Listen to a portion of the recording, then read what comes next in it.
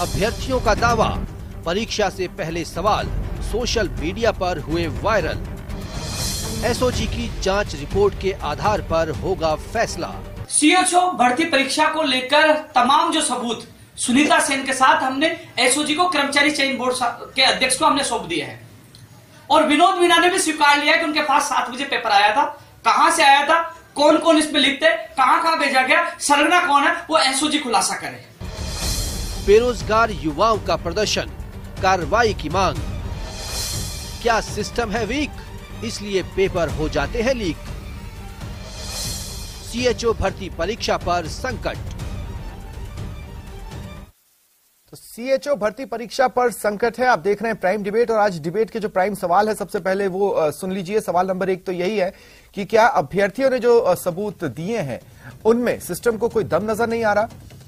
सवाल नंबर 2 ये भी है कि अगर आपका स्टैंड ये है कि पूरा घटनाक्रम अफवाह है तो फिर मामला दर्ज क्यों करवाया, आपने तो कहा जाओ और करवा दो। और अब सवाल नंबर 3 ये है कि 15 तारीख से, माफ कीजिएगा 25 तारीख से एक और अहम परीक्षा होने वाली है, तो उसको कैसे अब आप दाग मुक्त रखोगे। मेरे साथ जो गेस्ट पैनल जुड़ रहा है मैं आपको इंट्रोड्यूस करवा देता हूं। प्रतीक सिंह जी कांग्रेस नेता है, शैलेंद्र सिंह गुर्जर जी बीजेपी नेता है, महेश शर्मा जी वरिष्ठ पत्रकार हैं, उपेन्द्र यादव अध्यक्ष बेरोजगार एकीकृत महासंघ के।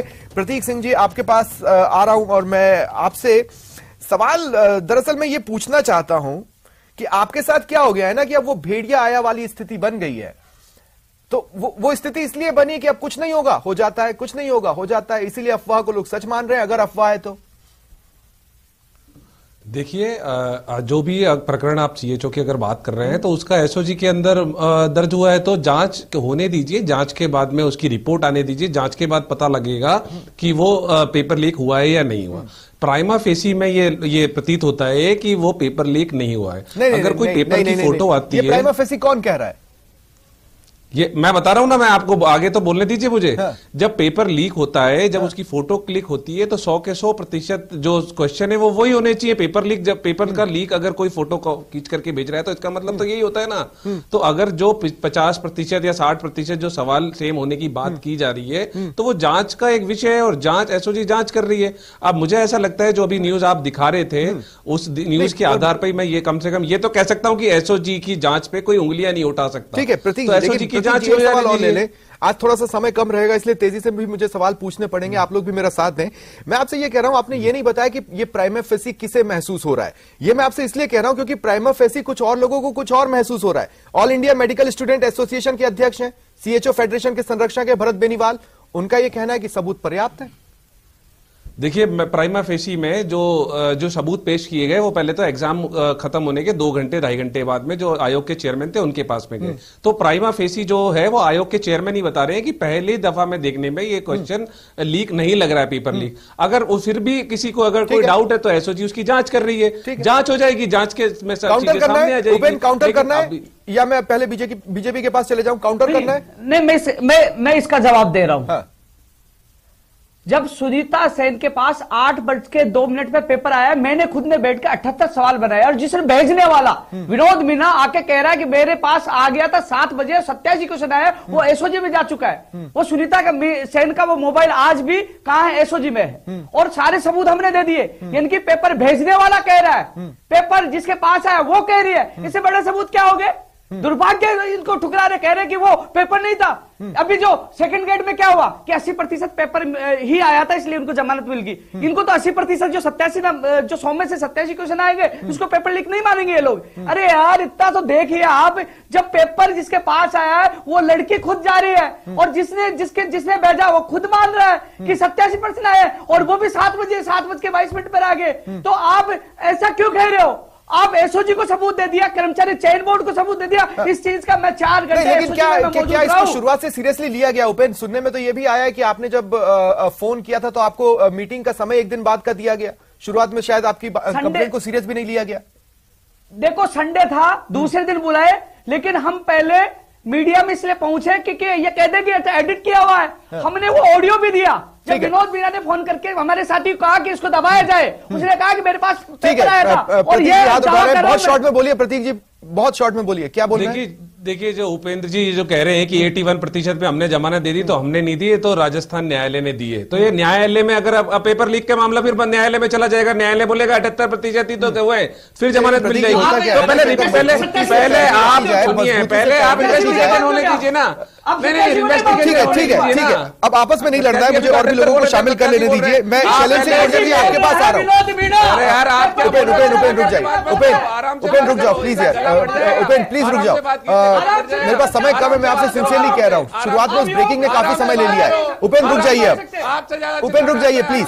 शैलेंद्र सिंह गुर्जर जी आपके पास आ रहा हूँ। अरे भाई 2 मिनट रुक जाइए ना, 2 मिनट रुक जाइए। शैलेंद्र सिंह गुर्जर जी आपके पास आ रहा हूँ। शैलेंद्र जी, मेरा सवाल आपसे बेहद सिंपल रहेगा, आप इसको मेरी शिकायत भी समझ सकते हैं।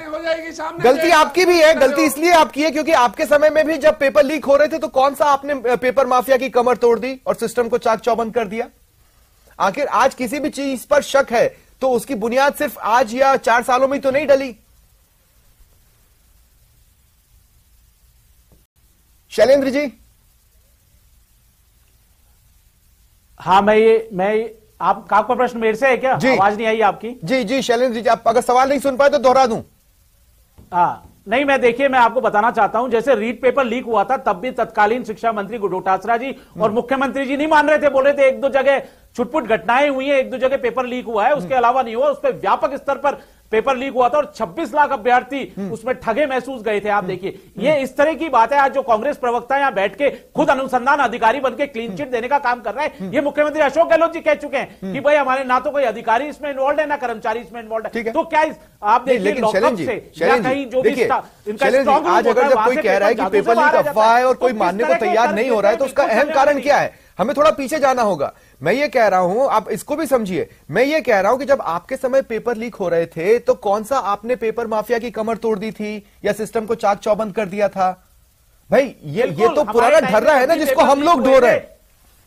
हाँ, स्वप्निल जी, हमारे टाइम में जब पेपर लीक हुए थे भारतीय जनता पार्टी के टाइम पे, तब तुरंत उस पर कार्रवाई की गई थी और उसके बाद आपने देखा होगा पेपर लीक छोटी मोटी जगह ही लीक हुए थे, 2-4 सेंटरों पे ही हुए थे, पूरी तरह से नहीं हुए, व्यापक स्तर पर नहीं हुए। लेकिन गहलोत सरकार में माफिया राज पनप चुका है। आप देखिए पूरे माफिया। अरे आप सुनो ना, अनुसंधान अधिकारी बन के बैठे हो, आप क्लीन चिट देने वाले कौन होते हो? मुख्यमंत्री जी कह रहे हैं कि अधिकारी कर्मचारी इन्वॉल्व नहीं है, तो क्या जादू से पेपर लीक हो रहे हैं? ये बताइए आप, स्ट्रॉन्ग रूम से पेपर। ठीक है 2 मिनट, महेश शर्मा जी को मुझे शामिल कर लेने दें, मैं जल्दी सबको शामिल कर लेना चाहता हूं। महेश शर्मा जी, मेरा सवाल आपसे बहुत सिंपल है। देखिए, मैंने शुरुआत में ही कहा कि भेड़िया आया वाली स्थिति हो गई है। आप लंबे समय तक जब जब आपकी बात झूठ निकलती चली जाती है तो उसके बाद फिर लोग जब सच होता है तब भी विश्वास नहीं कर पाते। हो सकता है ये वैसी स्थिति हो।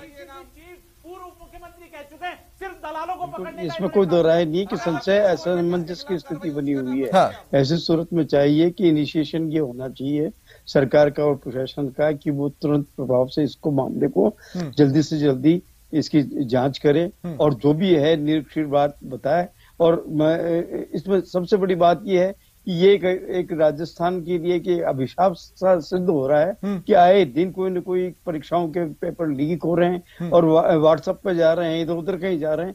तो ये आखिर हम सिस्टम को कैसे बनाना चाहते हैं, इसके ऊपर गौर करने की आवश्यकता है। आरोप प्रत्यारोप चलते रहे, किसके राज में क्या हुआ किसके राज में नहीं है, वो बात अलग है। लेकिन बात यह है कि ये सिस्टम को कोई तो रोके और किस तरह से इसको मिला। अब जैसे आज वो जो पेपर लीक का जो पुराना जो मामला है उसमें एसओजी ने जो कार्रवाई की है, तो ऐसी जब तक प्रभावशाली कोई जांच नहीं हो और प्रभावशाली तरीके से मतलब पुलिस और प्रशासन और शासन दोनों ही सक्रिय नहीं होंगे तो इस तरह की वारदातें होती रहेगी। हमें होना ये चाहिए कि परीक्षा में नकल आखिर किस आधार पर होने लगी है, उसे जिस माध्यम से हो रही है उस माध्यम को नहीं, इस बात की शिकायत तो कोई भी कर सकता है, इस बात की शिकायत तो कोई भी कर सकता है। प्रतीक जी, इस बात को समझने की कोशिश कीजिएगा। मैं आपसे ये कह रहा हूं, संविदा के पेपर्स, मतलब अब संविदा की भर्ती है उसके भी पेपर्स। देखिए, बिल्कुल आप सही कह रहे हैं, लेकिन मुझे ये बताइए, बिना जांच के कोई भी व्यक्ति कैसे कह सकता है कि पेपर लीक हो गया? जांच हो जाने दीजिए ना, हम तो भाग थोड़ी रहे जांच से, हम तो जांच करा रहे हैं ना। अरे पर वो स्थिति बने क्यों? बीजेपी के प्रवक्ता हर बार प्रतीक जी आपको किस्मत से ओपनिंग मिली, आपको किस्मत से ब्रेक थ्रू मिला है, वो आपके सिस्टम का ब्रेक थ्रू नहीं था। आप ये मत कहिएगा कि आपके सिस्टम का ब्रेक थ्रू था। और मैं कह रहा हूं, ये बीजेपी के प्रवक्ता बता दें, इनके समय पे नाम लेकर के किसके खिलाफ कार्रवाई हुई। हमारे में कम से कम, अरे क्या नाम बता दीजिए ना, नाम बताइए, नहीं, आरोप प्रत्यारोप नहीं, प्लीज मेरी बात समझिए। नहीं, आरोप प्रत्यारोप नहीं। प्रतीक जी आप मेरे से बात कीजिए। प्रतीक जी, मेरा सवाल आपसे क्या है? मेरा सवाल आपसे यह है कि कैसे ट्रस्ट हो सकता है, ये बताइए। देखिए जो कार्रवाई, जब पेपर लीक हुआ और उसके बाद में किस तरीके की कार्रवाई, पर वो क्यों हुआ? ट्रस्ट बिल्डअप होना चाहिए ना। पर वो क्यों देखिए, हुआ? नहीं होना चाहिए, दुर्भाग्यपूर्ण है, लेकिन अगर हुआ तो आप ये देखेंगे कि ये पूरा पिछले 7-8 साल से ये चीजें क्रम चल रहा है, और ये राजस्थान में नहीं, आसपास करियर खत्म हो जाते हैं स्पोर्ट्स पर्सन के, अगर वो अपनी एक गलती को 2 बार ना सुधारे, 3 बार ना सुधारे। आपकी बात से 100% सहमत हूं मैं आपकी बात से, लेकिन आप भी मेरी बात से कम ये तो सहमत होंगे कि राजस्थान पुलिस पूरी जोर लगा करके माफिया को रोकने के लिए, माफिया के खिलाफ कार्रवाई करने के लिए पूरी पुरजोर से लगी हुई है। लेकिन मैं तो भाजपा प्रवक्ता से पूछ रहा हूं कि आप अपने कार्यकाल में एक नाम लेकर के बता दीजिए जिसके खिलाफ कार्रवाई की हो। अगर उस टाइम कार्रवाई हो जाती तो ये नौबत ही नहीं आती। ठीक है शैलेंद्र जी, आप देखिए, शैलेंद्र जी आपके पास मैं आ रहा हूं बस। शैलेंद्र जी मैं आपके पास आ रहा हूं। शैलेंद्र जी देखिए, बात क्या है ना कि कई राज्यों में पेपर लीक हो रहे हैं। अगर कांग्रेस आपको गिना देती है ना तो वो गलत नहीं करती, क्योंकि उन राज्यों में भी हो रहे हैं। जो चीज एक राज्य में किसी के साथ गलत है वो हर राज्य में सबके साथ गलत है। आप समझ रहे हैं मेरी बात को शैलेंद्र? लेकिन स्वप्निल जी आप देखिए, राजस्थान में गहलोत सरकार वीक है, इस वजह से पेपर लीक हो रहे हैं और माफिया पनप चुका है राजस्थान में। आप देखिए कि यहाँ माफिया पनप चुका है और एसओजी पूरी तरह से नाकाम रही है माफिया की कमर तोड़ने में। आप इन्हीं के खुद के मंत्री, इनके विधायक खुद कहते हैं कि ये दलालों को पकड़ने का काम हो रहा है, बड़े मगरमच्छों को छोड़ रखा है। तो आप बताइए किस तरह से इन्होंने राजस्थान के बेरोजगार युवाओं की आशाओं, आकांक्षाओं, महत्वाकांक्षाओं, सपनों को, अरमानों को चकनाचूर कर दिया है। आप देखिए किस तरह से वो आर्थिक संसाधन लगा के कोचिंग लेते हैं, पढ़ते हैं, जयपुर में रहते हैं और पेपर लीक हो जाता है। अब बोलिए उपेन, कांग्रेस पार्टी को ये कानून, अब बोलिए उपेन, क्या कहना चाह रहे थे आप? 4 पेपर लीक हो गए कानून बनाने के बाद भी। शैलेंद्र जी अब 2 मिनट रुकिए।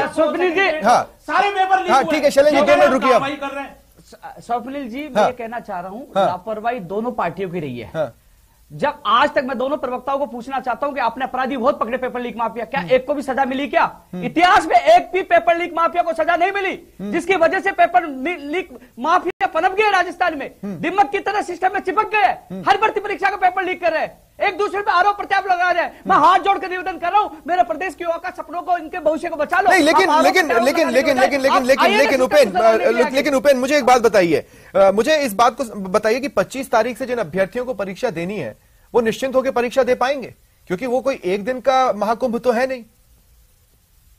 देखो आज डिबेट शुरू होने से पहले जैसे भूपेंद्र सैनी को पकड़ा गया, ये अच्छी न्यूज है, ये एसओजी की और पुलिस की अच्छी पहल है, अच्छा इन्होंने किया है। लेकिन मैं ये चाहता हूं, मैं मुख्यमंत्री जी से अपील कर रहा हूं, प्रवक्ता जी नहीं समझेंगे। जब सुनीता सेन के पास पेपर आया 8:02 पर, उसका मोबाइल दे दिया, हमने उस लड़की को वहां पेश कर दिया, और जिसने पेपर भेजा वो खुद कह रहा है कि मेरे पास 7 बजे सारे सबूत दे दिए, मेरे पास आया था, मैंने वहां भेजा। तो फिर सारे सबूत देने के बाद उसको इग्नोर क्यों किया जा रहा है? ठीक है, छोटा सा कमेंट आज देखिए, उस ब्रेकिंग की वजह से मेरे पास समय बेहद कम था। महेश शर्मा जी प्लीज छोटा सा एक कमेंट दे दीजिए, क्लोजिंग कमेंट दे दीजिए इस डिबेट का। दबाने से माफिया पनप जाते हैं। जांच करके जो भी पकड़ा जाए, दोषी हो या निर्दोष, जो भी हो, उसको सख्त से सख्त सजा मिलनी चाहिए। ये सरकार को और शासन को और एसओजी को मिलकर के काम करने की आवश्यकता। चलिए शुक्रिया आप सभी का मेरे साथ जुड़ने के लिए और चर्चा में शामिल होने के लिए। फिलहाल इतना ही, नमस्कार।